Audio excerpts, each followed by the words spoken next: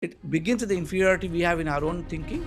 It also begins on the dominance and the inadequacy of the Western global North thinking to be able to appreciate what we can offer. Now, from ordinary people, right, a street vendor in Mysore, an auto rickshaw driver, Arumugam in Mailadurai, wherever I went, I saw something extraordinary and how they were living these principles without even knowing that they are principles of Indianness or Bharatiya wisdom. And people ask you, why are you even comparing the Western things? That's why everywhere, even the communication, I compare various Western theories which I was trained in. The Shannon-Weaver model or the dispersive communication model or participatory communication models. How does a public leader communicate? And I was looking at how does Prime Minister Modi communicate. So very strangely, the way Bharata describes in Sadharanikaran, he also says, I encode information, send it to you through the medium, and there could be noise in the medium. He uses exactly what the West thousands of years later described it as. But we never credit Bharata for that theory. But that sense of samatvam and ekatvam makes him so in that moment that he becomes part of you. People credit him with an elephantine memory. I always say it's not a memory. The West celebrates a leader as an individual where the I is strong. Indian version of leadership with the I is sublimated or subsumed. It's about transcending your own ego. The work at the center matters, not the person doing the work at the center. That is the seva he expressed. Krishna and Arjuna's the conversation. You don't have to look at Krishna. Krishna is a charioteer. He's a role to play. But when the war stops in that moment of time, he becomes a mentor of Arjuna. He's a different role to play. In that role, he has to play that role. He could simply say, I'm a charioteer now and keep driving the horse.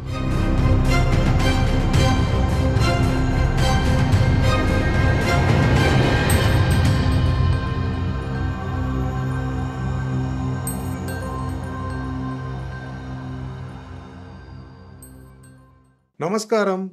Today we are here to talk about a book which has come out. This book is called Power Within, the Leadership Legacy of Narendra Modi. It has several leadership lessons and management lessons from the life of the Prime Minister, Mr. Modi, and from the various events and the 50 years of public life that has led up to his leadership of this country. This book has a foreword from Nitin Noria, the former dean of Harvard Business School. It has got endorsements on the blurb itself from people such as Bill Gates, Mr. Anand Mahindra, and Ms. Falguni Nair. Before we go into a discussion on this book itself, I would like to introduce all of us to the author of this book, Dr. Balasubramaniam. Dr. Balasubramaniam is member HR for the Capacity Building Commission, and he has a long career as a grassroots activist, running think tanks, as well as a fairly glittering academic career. Dr. Dr. Balu, as he is commonly known, is a medical doctor from Mysore, and after which he has studied public health and further done a master's in public administration from Harvard Kennedy School of Public Administration. After that, he has run a think tank and he has worked among the tribal population in the district of Mysore in Karnataka. So let's start by welcoming Dr. Balu to the show. Welcome, sir. We are really honored to have you here. Thank you for having me on this podcast. Sir, before we go into specific aspects of the book, I would like to ask you about the motivation behind analyzing this. So you have said in the foreword in the book, to the book, as well as in your description of the book, that it is a means of showcasing and helping people understand our traditional Bharatiya way of leadership, the means of leadership. Could you please explain a bit about that? I think it's a reasonably long explanation, but I think I should do that for people to understand and appreciate where I come from. Like you mentioned earlier, my introduction to possibly Indic thinking and civilizational wisdom was through the doors that Swami Vivekananda opened, and being inspired by him. At a very young age, I started the Vivekananda youth movement, and when completing my medicine, I just went and lived in the forest with indigenous tribal communities, like them, amongst them, amidst them. Quickly, I learned that these people are people who have been exploited and wronged, mostly by the state. A state which is not able to understand its own citizens and makes policies possibly in the state's wisdom, but not really in the wisdom of the people. So that was very irksome, and I realized that it's a very strange way. We create poverty in people and then we want to alleviate poverty. So that angered me, and that's my activist life. And I used to have the satyagrahas and other things. But more importantly, what I started thinking was, if people can't understand these policies that are necessary for people, who are the kind of people making these policies? So I started getting deep into it and understood that the policy maker is as critical, somebody who's connected to these to the citizens. And typically and traditionally, I'm talking of 40 years ago. And if talking of 40 years ago, the officers in government had to come from 65 years ago, the younger ones and then the older ones. So these are people who are elites, who are come from urban-centric ecosystems and backgrounds. And so for them to understand 80% of India at that time was asking too much. So I started asking myself, could I learn something about all this? So every little problem I saw in the communities, amongst tribal communities, I thought maybe a university education will give me a little more knowledge. So public health, to my MPhil in BITS Pilani, to Harvard. The search and hunger was to discover solutions to the problems people face on the ground. But during that time, I got exposed to so many different chieftains, the tribal chieftains whom we call Ejmanas there. And I understood that these people, the native wisdom they had, the leadership they exercised was extraordinary. But generally, society sees the poor as ignorant. They sort of equate poverty to ignorance. And then they say, these people can't know, so I should tell them what to do. So the prescriptiveness of NGOs, including mine and my own thinking, and the state is about they don't know, therefore we should tell them. So there is no respect for indigenous wisdom. There's no respect for community wisdom. If you extend it, an urbanite in India, that's where my education comes from, always believes a rural person has to be told what to do. Similarly, we simply borrow the Western knowledge and say the West knows better than us and they'll give us everything, and so we listen to them. And my education was only that, and I had no understanding of, I'd never left Bangalore city, and the first exposure to an Indian village is a tribal area I went. So that started getting me to work on understanding what kind of leadership drives policy making. That journey took me to Harvard. I thought it's a mecca of policy and maybe I can learn things from there. And my entire family was abroad, so maybe I also got influence. I thought maybe I can get more knowledge there. And the tipping point was after I finished my studies there and came back, I realized that Harvard has a lot of frameworks, a lot of ways of looking at stuff. But the problem with most of these Western education models are they like to homogenize it across the world. And they start believing, because they don't have the ability to study and understand the cultural context of India, they don't understand the civilizational strength of some other country. For them, therefore, we are wrong if you don't take what they have to offer. And so whether it's democracy, leadership, all these ideas, human rights, they see it from their lens because that's very easy for them to analyze and understand. And superimposing it on us, they say you're wrong because they are unwilling to accept that I could be wrong. And we also accept it. We also accept that narrative and simply take what they give us. So if you look at all the major intellectual ways in which the world has been shaped in the last 50 to 100 years, it's just a suppression of what comes from the global south. It begins with the inferiority we have in our own thinking. It also begins on the dominance and the inadequacy of the Western global north thinking to be able to appreciate what we can offer. So that is to disturb me. So I realized I came with a lot of frameworks from Harvard, but it didn't have answers to the problems I was facing because they were not designed for providing answers for my problems. That's when I realized, it hit me hard, that I was already having the answers in our indigenous communities and knowledge. Why am I even going around the world searching for it? Well, there's something in our backyard. It's a very famous, I think it's a famous Tamil quote, if I say, Kaveri ututtu kanathla poi tani zedna, something like that, right? And so you go to you leave the river flowing behind your backyard and you go and search for a water in a well, right? But that's so, like that I was going around. I left the ocean of knowledge here and went around outside. So 15, 16 years ago, when I had this deep, I would say, awakening, I would call it, I thought, let me start understanding our own wisdom. I started small. I started re-looking at, for me earlier, the Jataka tales or Panchatantra were just comics from Amar Chitrakatha. Exactly. Right? They're just stories. Exactly. Like, an American child, as much as an Indian child today, grows up on Tom and Jerry cartoons. But we don't even present our own rich knowledge, the entire understanding of moral dimensions. Whenever we talk of moral reasoning, we talk of the Jeremy Bentham or John Rawls, etc. But we don't think the depth of moral reasoning that is there in our wisdom. So I started reading the stories of Panchatantra again, Mahabharata, Ramayana. Then I started going a little more deeper into I luckily had the privilege of having two wonderful gurus in my life. My Diksha guru was Swami Achalanji, who was to explain the scriptures from a scriptural lens, from Atma Bodha to Viveka Chudamani to all those texts, and then the Bhagavad Gita to different Upanishads. And I had I would say, Vyavahari guru, if you can call him that, Swami Sureshanji of the Ramakrishna order, who was a hardcore Advaitin. And he would see things in a different way, but he helped me frame my knowledge in an application-driven way, if you can call it that. So I started interact. Achalanji passed away pretty early, and Sureshanji was my guide and guru in that sense. So I started discussing with him. There's so much indigenous wisdom is offering, but my concern is I can't package it and explain it through the life of any one person. That's when I wrote the other popular book called Leadership Lessons for Daily Living, where there are individual stories from ordinary people, right? One street vendor in Mysore, an auto rickshaw driver, Arumugam in Mayiladurai. And wherever I went, I saw something extraordinary, and how they were living these principles without even knowing that they are principles of Indianness or Bharatiya wisdom. And then I thought it's all done. But during those discussions, Swami Sureshanji told me, I don't know much about all these things. You ask me about Advaita, I can explain to you, but this is little too different way of looking at it. I'm not competent to be answering you, but I know there's a young man who came as a monk, joined as a monk to our order many years ago. He's now chief minister of his state. Why don't you study his life? And if you find something meaningful, maybe see it in the lens that you're discovering here. I thought he's a chief minister of Gujarat. Narendra Modi was the man. And I said, I have no access. I have no way of reaching out to him. So I just gave it up.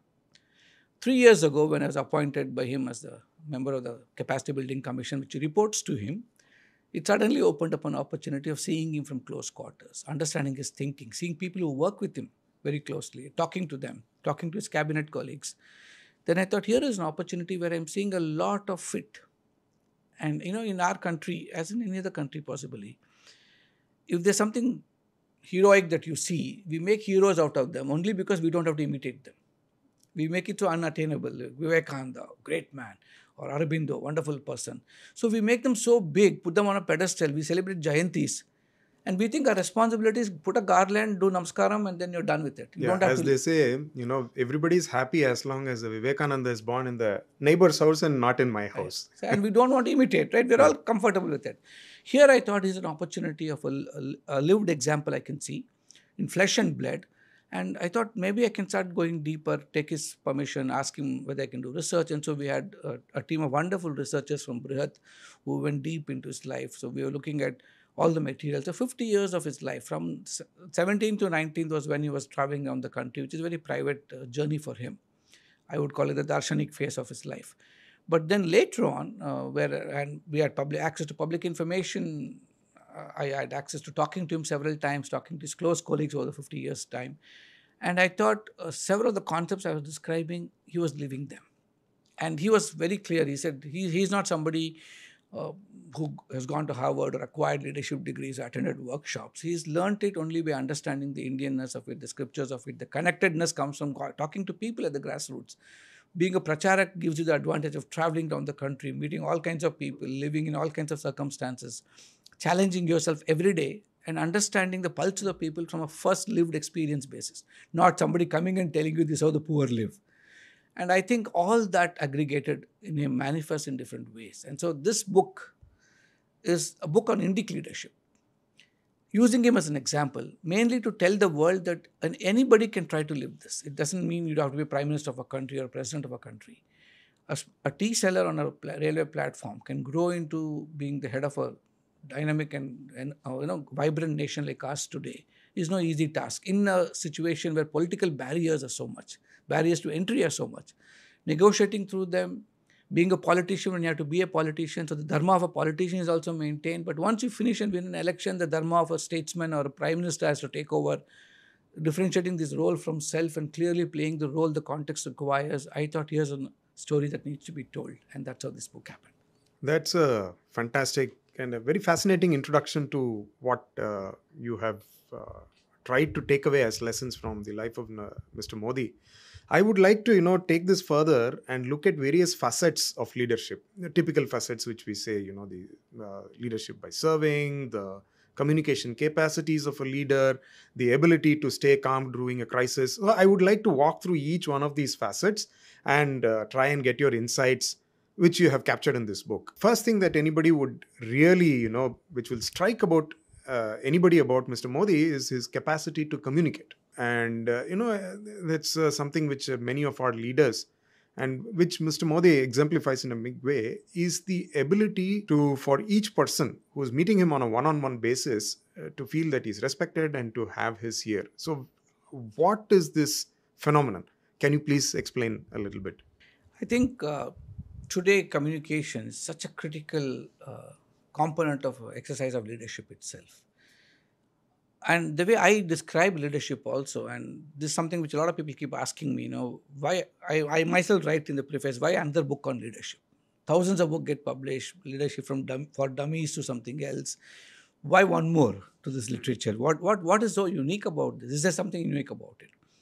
And people ask you, why are you even comparing the Western things? That's why everywhere, even the communication, I compare various Western theories which I was trained in, the Shannon-Weaver model or the dispersive communication model or participatory communication models. How does a public leader communicate? And I was looking at how does Prime Minister Modi communicate? So I saw more than the communication, even the appreciation of leadership has to be first understood from the dimension of the West and the way India sees it. So the West celebrates the individual.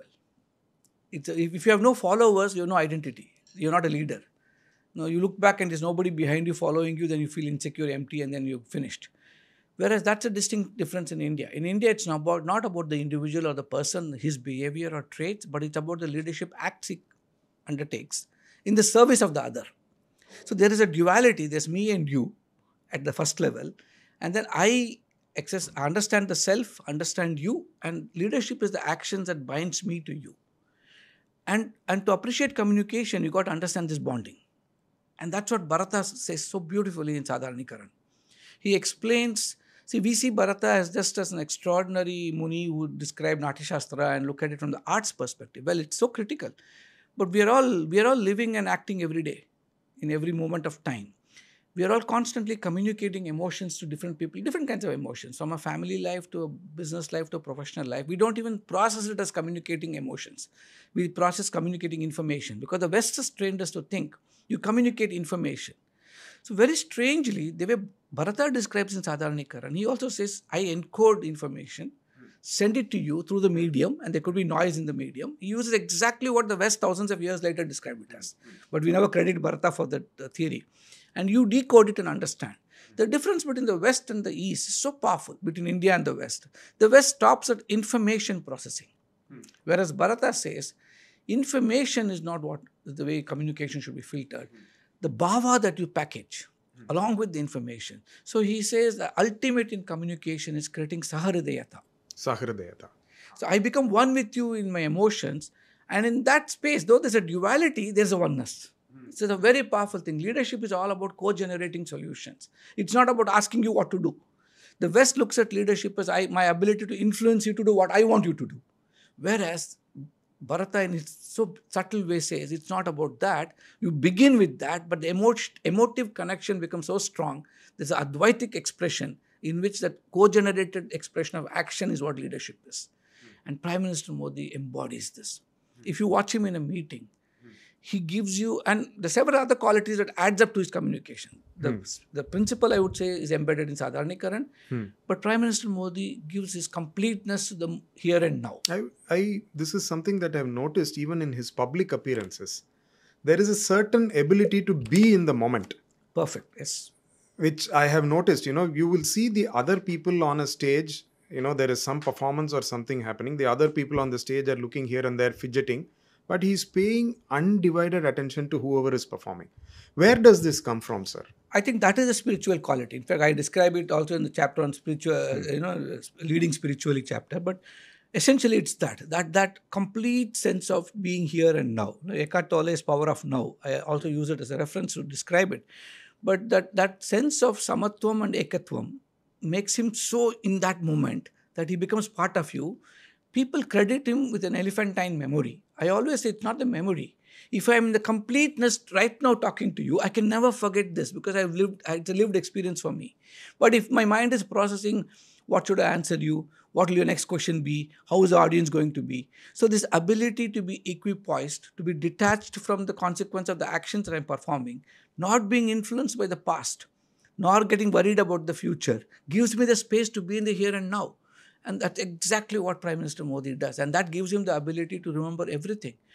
Every person whom I've interviewed, and I'm saying this with a lot of responsibility, every person has come out inspired by his ability to remember all previous conversations that person may have had with Prime Minister Modi, or the depth at which he focuses and the complete zero distraction. Today's world suffers from, today we have to teach our students how to stay attracted more than 15 seconds.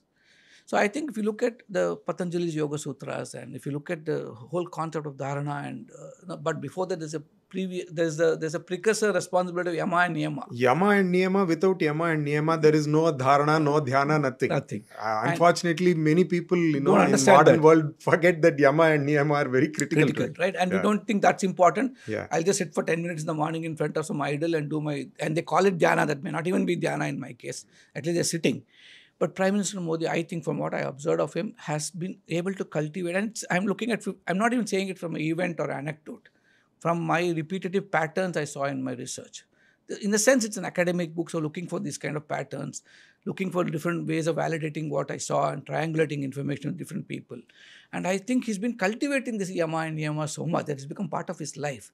And that's why when he focuses or concentrates through state of dharana, and when he's practicing his dhyana, it's real dhyana. Because the oneness he can experience and you can feel in his presence. And the man for the moment is complete. And recently I had the opportunity of meeting him to give the book to him last week. And I was talking, and I saw in that space of time that he was engaging with me, he was completely in what he was talking. There's no dilution now, there's any distraction. I was stressed and tense because he's the Prime Minister of the country at the end of the day, and you are nervous in his presence, right? But he makes you feel so comfortable. After a few minutes of nervousness, he makes you believe that he sort of, that dissolves. That space of power, hierarchy, position, everything dissolves, and he creates a sense of comfort. And a lot of people explain this to me when they meet him. I had wanted to discuss more in detail about the Mann Ki Baat and the ability to make a mass communication a one-on-one experience, but we'll probably go to another facet, which is you talked about Sahridayata and that sense of compassion.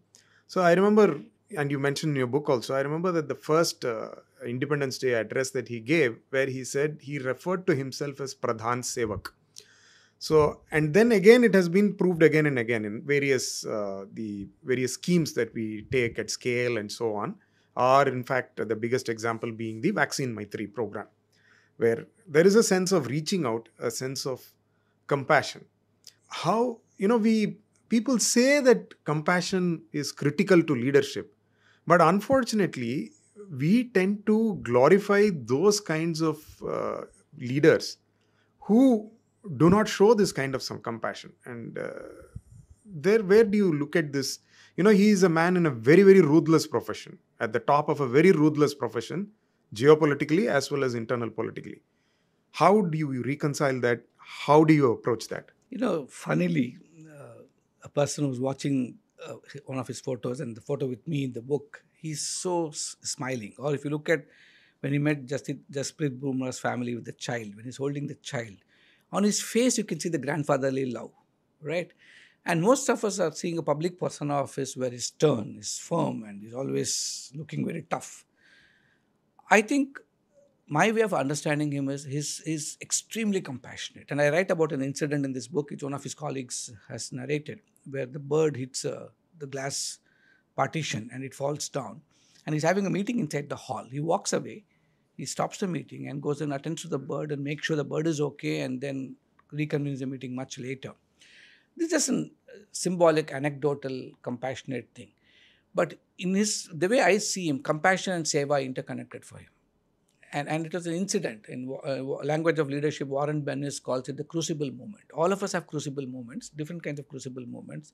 My crucible moment could have been I was badly ragged when I went to do my engineering course, and I never had courage to go back, and I went into the Ramakrishna Ashram in Bangalore, in Basangadi. So that changed my life completely. Each of us have crucible moments, but for most of us, they just remain as memory. They just remain as one experience in our past. When you reflect on it, when you think on it and start living it every day, then that's when it shapes your life and becomes a crucible moment. For Prime Minister Modi, when he was a 6 or 7 year old, in his village, the neighbor of their family was a barren couple. A great longing for a child. They didn't have a child. And after a long time, they had a baby. The whole village celebrated. I think that's space of communitization where the community celebrates the joy of one family. Today, those things are gone. He was thrilled that whole village is celebrating with sweets and festivities for the child being born in one person's house. Unfortunately for that family, a week later, the baby dies. And the whole village is in gloom and they're all grieving for it. But along with this, that family had a cow in their house. That cow stops eating food after the baby dies.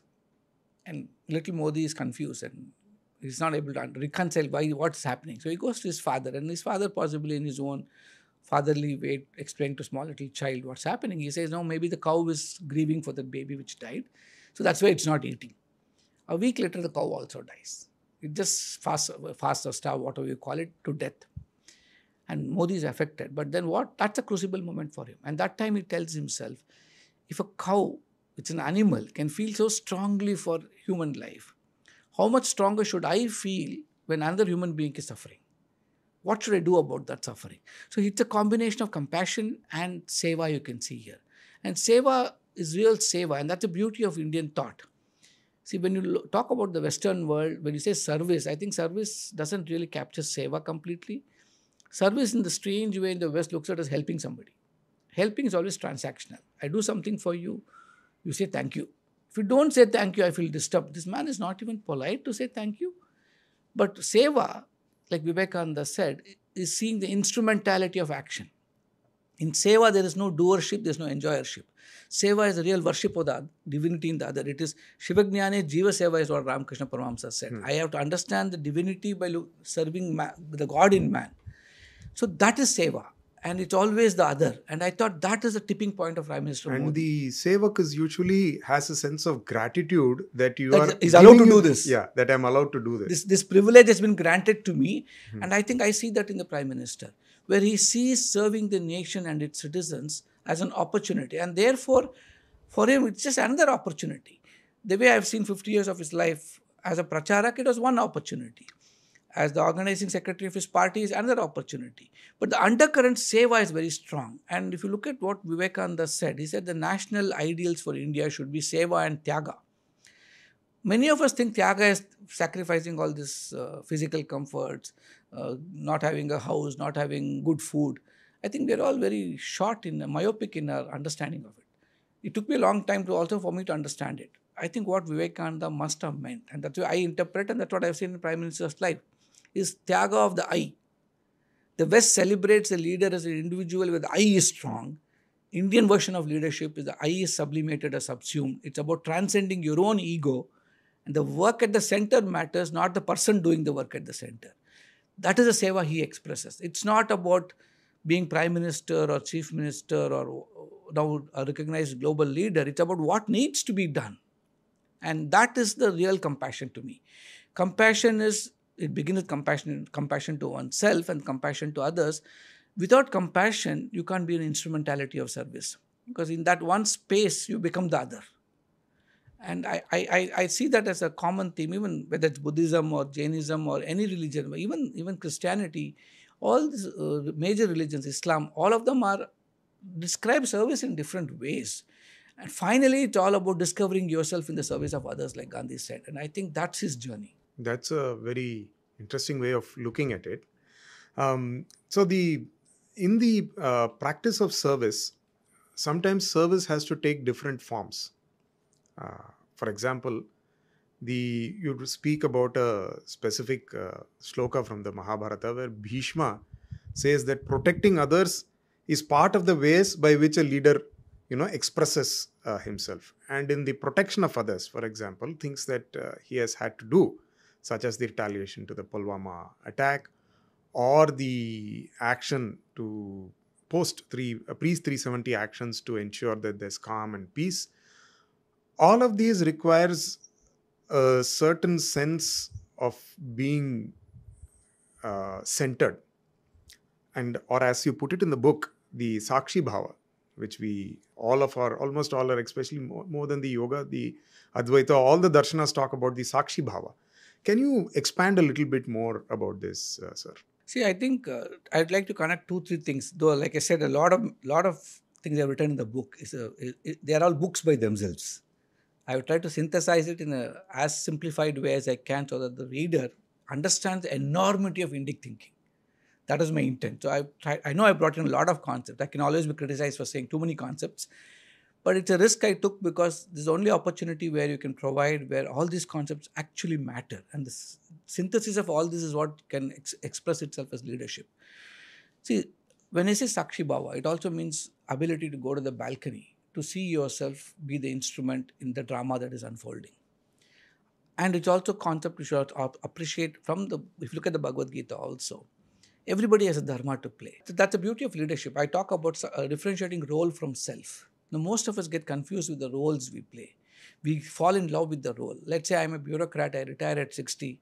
I'm always looking for what will I do after retirement. Will I get another posting? Will I be appointed by the powers that be to doing something else? Because my identity is so linked to my role that I play that I can't even appreciate the self in me.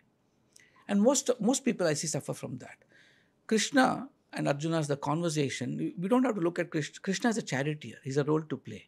But when the war stops in that moment of time, he becomes a mentor of Arjuna. It's a different role to play. In that role, he has to play that role. He could simply say, I'm a charioteer now and keep driving the horse. Arjuna, in this vulnerable moment, in the sense of Vishada that he's experiencing, he has to be reminded that you can't be playing the role of a cousin, a son, a husband, or all those roles. There are also roles. All of us play all those roles.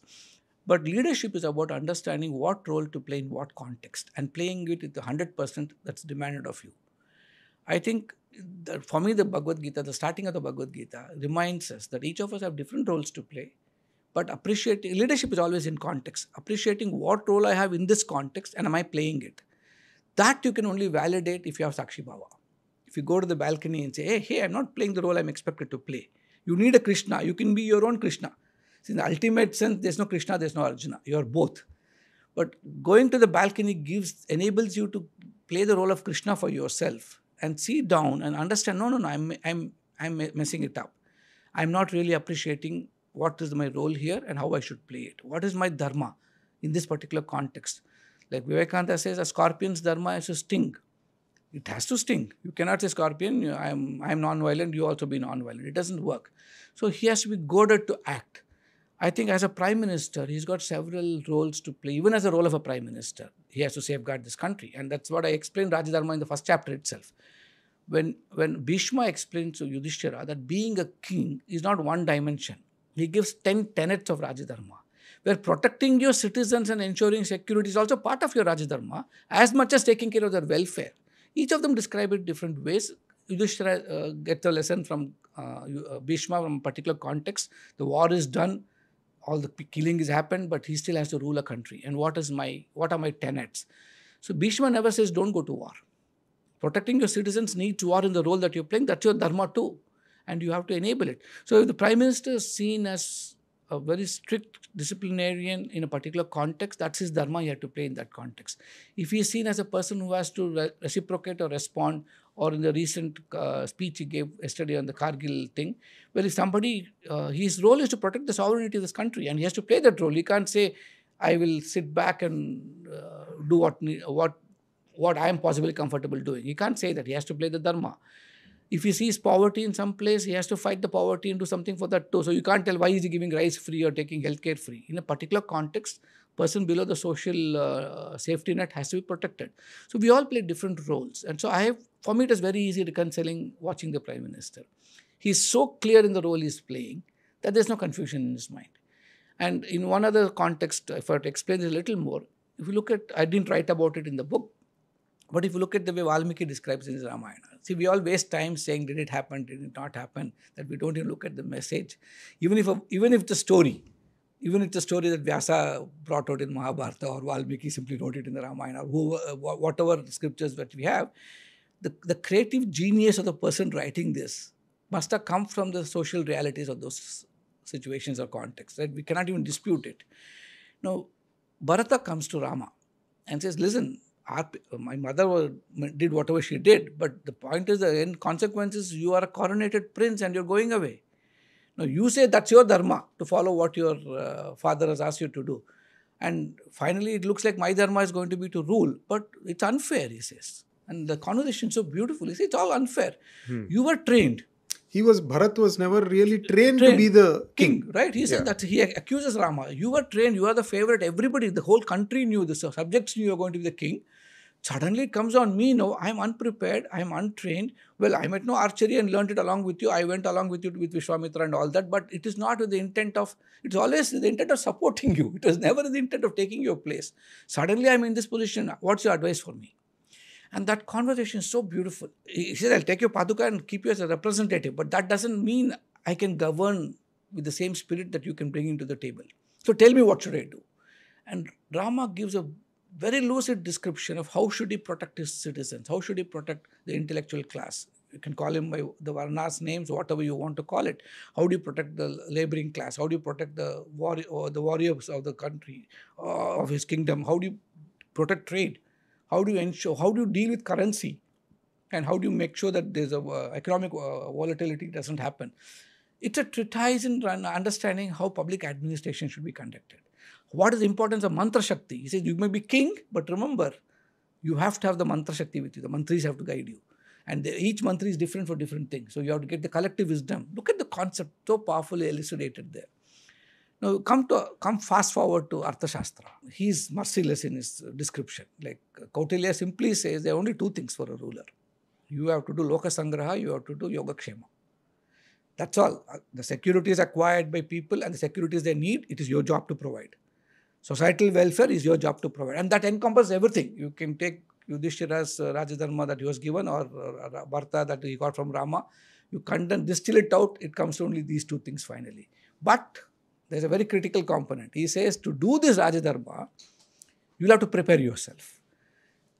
Preparation is only one thing. You can only deliver on these two completely the way he describes it is if you are a Indriya Vijayi. Indriya Nigraha is a practice you have to cultivate and you have to reach a level of Indriya Vijayi to deliver these two. Now to me, from the observation, from the research, I think Prime Minister is on his journey of becoming an Indriya Vijayi. And this Indriya Nigraha gives him the ability to be dispassionate also. So when you take hard decisions, it's not easy. You're actually asking your aircrafts to go into another country. A lot of things could happen. A lot of loss of life could happen. To have the Viveka, the Sakshi Bhava to go back and say, this is the right decision I should be taking. And public leaders, whether it's Prime Minister Modi or anybody, and even a corporate leader today, takes decisions in a space of inadequate data, inconsistent data, maybe sometimes inappropriate data that he's presented with, but he still has to take a decision. If he doesn't exercise Sakshi Bhava, he doesn't have an opportunity to come back, recalibrate his action and get back to performing it. If you get stuck on the consequences of your action, if you don't have the Viveka to separate or to be detached, you can't perform. So if I were to describe all this in one sentence, Swami Vivekananda says, he says it in a different context, but I'm using it for the leadership context. He says, performing detached, being detached, the way he says it, attachedly detached and detachedly attached. It's very complex to understand it and unpack it. But I think that sort of gives you the strength. And combine Sakshi Bhava with that equipoise that you can generate. At the same time, take tough decisions, clearly knowing it's a role manifestation and not you. So that it comes from that Sakshi Bhava and that Vairagyam, essentially. The Vairagya, the sense of detachment and being able to, rely on a higher power. That connectedness to that, it might look very irrational when I explain it. Yes. That connectedness to you're plugging into the superconscious. Yes. And in that space of that ekatom, that oneness of the space when you're plugged in, the insights that come, we can explain it differently. I'm a very insightful person. My conscience answered me. But that ability to be one and plug into that superconscious, I think gives you enormous power. And that's the power within. Before you ask a question, I think I'm going to take the opportunity to clarify why I called it power within. Because that's something for an Indian, it's very easily understandable. Yes. For those of us in this space, we grow up in the cultural thinking of the power within. But, I was reading, when I was doing my research, and even before that I'd read it, I went deeper later on, the book of Archie Brown. He talks about the myth of a strong leader. And all of us say that Prime Minister Modi is a strong leader. And when this man is coming and saying it's a myth, so I started, let me understand, why is he calling it a myth? And when I went deep into his work, he describes 5 leaders from Russia, from UK, and mostly in the global north context. And he says it's a threat to a lot of things in life, and he doesn't really see the power and strength for a constructive purpose, because leadership there is always measured as what do I gain by inspiring you to do things for me, and there it was about my power over you, Yeah. for you to be a If follower. you look at the Samuel Carlyle or any of these All historians, these explanations, right? all those It's explanations. power without. Yes. My power over you to get you to understand what I want you to say and do it my way. And I thought, this is not what Prime Minister Modi is. And anything in India, the Indic thinking is not about how I can control you, but we celebrate always how can I control myself. Indriya Nigraha was what Kautilya also says, even the Shastras say, every Upanishad finally talks about it. The preparation for our journey is about the Indriya Nigraha that we can have on ourselves. So the power within that manifest, that will make the power over others. Like in the position of Prime Minister, he's got power over everything, right? But that becomes enlightened exercise of power, because the power within is so much. And so I thought that has to be captured properly in this book. Sir, that brings me to another question. The being a strong leader and being a person who can inspire people to do a lot of things. So, some of the things which have really come together, a lot of facets of leadership which have come together in the Modi years, are the very large programs. The drinking water Jal Jeevan Mission, the starting with the Jandhan Aadhaar mobile, then the vaccination drives, or the Swachh Bharat Abhiyan. All of these have been really massive at scale. Some of the banks, I've worked with international banks, and some of them have, over the last 50, 60 years, they have gone into a new geography somewhere in Europe. You go into a new geography, over 50, 60 years, you capture about 50% of the population is in your bank, which effectively means about 20, 25 people. And then you say that within the space of X number of months, we put some 100 million unbanked people into the banking system, which really opens their eyes. And where I'm getting to is the kind of scale of these programs. And I would like to hear you analyze how the scale came about and how leadership had a very important role to play in this. I think there's several angles to this, and I would like to use his own words that he recently used, and in one of the TV interviews he gave. It is after my book, after I wrote the book.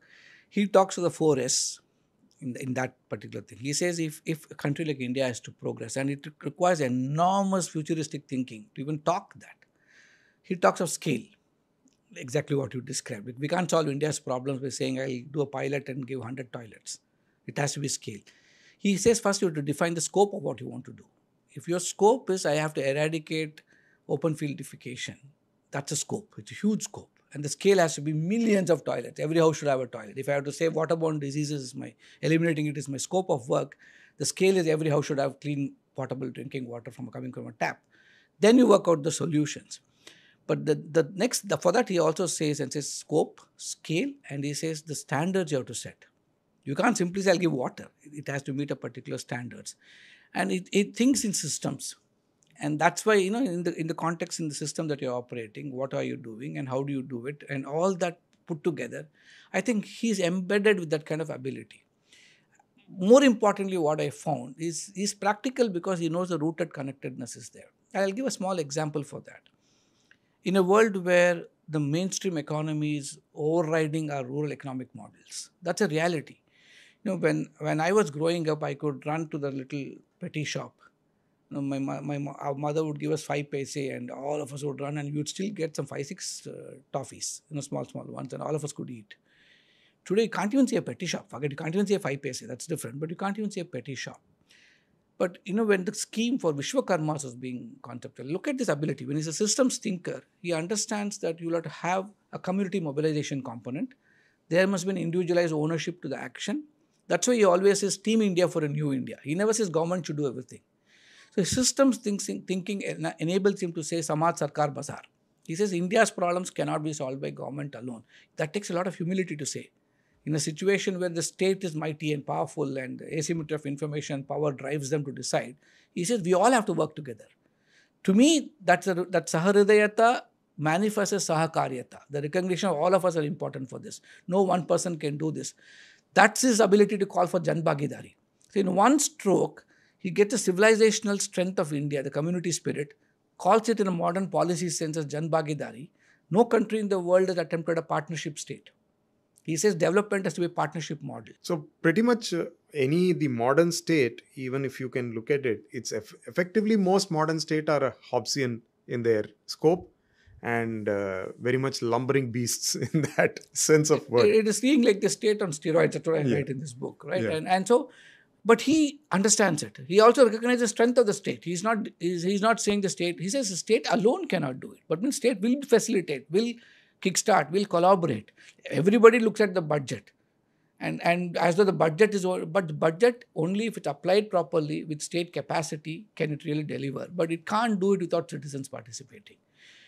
Look at his thinking. He is one of the few people who can bring in the civilizational thinking, the cultural strength of India of togetherness, at the same time the grounded rootedness. And I was giving an example in the Vishwakarma scheme. Vishwakarma is a traditional thinking. A village can run only when there are several people who are in Kannada, I used to call it Kula Kasabu, in the tribal areas. My Kula's Kasabu, my profession of my Kula. That's all it meant. It meant nothing else. I could do other Kasabu and that will become my Kula's Kasabu later on. So he said a village economy, when the CEO, I write about that incident, the CEO of Niti Aayog goes to him and says, what was your thinking when you said Vishwakarma? Can you help us unpack it? And remember, this man has traveled 22 hours. He's worked. He's come back from a long trip in Karnataka. He lands and the CEO is given an appointment. 45 minutes he spends explaining to the CEO saying, what I meant was in Gujarat we had 18 professions, this kind of Kula Kasabus. Yeah, they're it was called Balutidare and Baswaya. So he said all of them are necessary for the economy. Today it's eroded because the markets have taken over, but there must still be 7 or 8 left, struggling. And that struggle we have to address. That is the compassion, that's the Antyodaya thinking. And how do you address it? So it's very micro. You can't think of scale here, but he said every village will have it. Therefore, have a program, make a list of these professions. Today, maybe 6 survive in Gujarat, maybe 8 in Karnataka, 10 somewhere else, but unify them, list out, maybe we'll come to 15 to 20 of them. Those people need a takeoff, a launch pad. And for that, we give them, what the state can do is capital, but without them, that will not survive. So we need them also to do. We need the consumer to buy from them. So create this one district, one product model, celebrate the artisan and give him the money to take off to produce enough. Look at the thinking. That is the systems thinking. So the scale comes when you're able to go down to the micro, connect it to the macro. He's one of, I think is my research at least, I'm not saying that my research is complete or it covers everything. What I discovered in him is this unique ability to balance short-termism with long-termism. He has to win elections. He has to speak the local political economy language. But he's the only leader. This year, 65% of the world went for elections or is going for elections. Not a single leader is able to speak beyond the elections. It's only about winning the elections. He can speak of 25 years later, what should India be? The long term, Vikasit Bharat. Not that the short term is not important. Even the budget document, as a policy analyst, why is it so exciting to me, beyond the politics of what people make it out to be or the optics is, it is also the balance you can discover there. There is a short-term 5-year thinking which has to be taken care of because he has to run a country. But he's not lost sight of that 5-year work becoming the foundational basis for the 25-year work. So what should India be in 2047? So we talk of Shreyas and Preyas in a different context in India. But look at the way beautifully he balances Shreyas and Preyas. You need the immediacy of enjoyment for the citizens. The stomach has to be full. They have to be clothed. They have to have a studies. In enjoyment, I don't say it in a very loose sense, but whatever the human needs are. But you can't forego the long-term needs. That is a very unique take on the Katha Upanishadic concept of Shreyas and Preyas. It's a very, very different this thing. But it's a very interpretational thing. I've used it in a different context. Yes. What do you think eventually the legacy of Mr. Modi going to be? I mean, it's too early for us to start talking about his legacy. He's still got, he's got quite a distance to go as our leader. But what do you think his eventual legacy will be? See, the way I've described it, that's why I've written the epilogue. Because the epilogue is more a projection of what I see from what I've written about him. I call it the dharma of legacy and the legacy of dharma itself. Because the legacy of dharma is more important. And the dharma of his legacy, should we even have a legacy? That's the question I start off in my mind with. What I found, why is his legacy important, or this kind of leadership legacy? For me, it's a legacy of Indic leadership, represented by Prime Minister Modi. Where I see hope is in the G20 presidency, previous G20 presidency of Indonesia. To get out a statement was a struggle. Because our leader needs to have a convening power, a stature, where you can convene the rest of the world to accept a particular way of thinking. At Bali, it didn't happen. Delhi, it happened. We could bring out a joint declaration, keeping all countries in mind, whether China or US, all forces were there. The Russia-Ukraine conflict is real. All those things are real, but still but what came out? It's not the exercise of getting out a declaration, but to me, the Delhi declaration, what the Prime Minister said, is what gave me the chance to write the chapter. He said the 4 Ps. He said planet, people, profits, and peace. Now, they're just 4, it's a nice acronym. He loves to say it in acronyms, but you will go deeper. You have to balance ecology with economy. And in Vivekananda's nice, very practical way of saying it, in his practical Vedantic thinking, he says, you can't teach Bhagavad Gita on an empty stomach. So you need the economy, you need artha, you need kama, desire. You have to desire for consumption, but at the same time, it should be responsible consumption. That is why you need dharma there.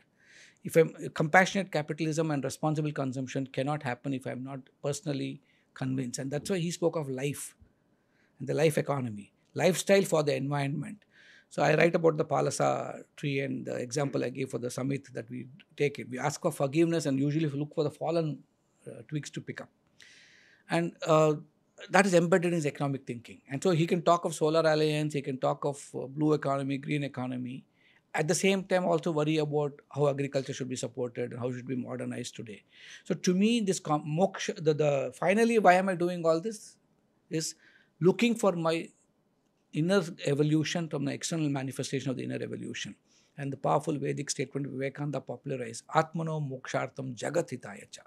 So to me, if more and more public leaders start recognizing that my personal spiritual evolution, my moksha, can be a consequence of the manifestations of the decisive actions I perform for the welfare of the other, but keeping in mind that dharma should be the connected foundation of all this, then I think there's an opportunity. So Purusharthas, I've given it a different take on it. The purists can always argue and say you are abusing these concepts. But to me, what use is a concept if I can't practically apply it in today's world? So I have tried to make it contextually relevant and culturally appropriate. To me, that is a legacy. If you cannot get this to happen, if you cannot balance this, and if you cannot say the Satchidananda feeling of my moksha is what I'm struggling for, but I'm seeing it as an opportunity coming from Lokaseva. And so that Atmana Mokshartham has to be inseparably connected to Jagat Sita. And the Indriya Vijaya alone can do this. Otherwise you can't. And like what Kautilya says makes a lot of sense to me. The purpose of doing seva could be to evolve my inner self also. It's a very interconnected. I evolve when I serve, but the spirit of service should not be that I am doing it, but an opportunity to subsume the I itself in what is getting done. So opportunity to transcend doership and enjoyership, but in the leader. And if more and more public leaders like that come together, just imagine the world will truly be a better place. Exactly, sir. And on that note, I'd like to remind you again that this book, The Power Within, The Leadership Legacy of Narendra Modi, is a book which has come out. It has very valuable lessons for a lot of younger people also, and for any practitioners or any managers, anybody who needs to be in a position of leadership. It's an invaluable guide. Thank you very much, Thank you. Dr. Thank Bala. you so much. Thank you very much, sir.